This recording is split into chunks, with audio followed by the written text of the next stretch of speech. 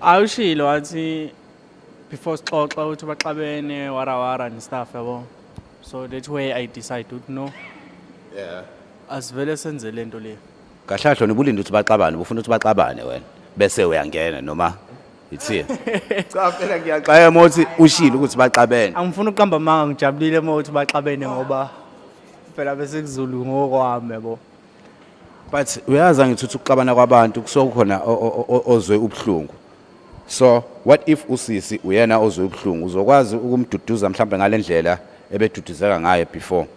Ngiyathembisa ngeke ngize ngihluleke. Ubhuti ayikhulumela la Sizipho.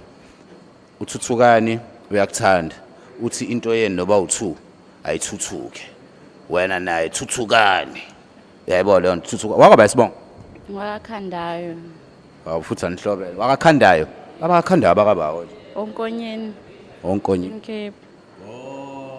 Ngala emaXhoseni. Yes. Okay. Mzule kubhuti ayikhulumela la ngendlela asho ngayo. Uthi ngixabene nomuntu wakhe futhi ngixabene nomuntu wakhe angithi. Futhi uyajabula ukuthi uxabene nomuntu wakho. How do you feel ngaleyo nto leyo? Ngiphatha kaphela makunjalo.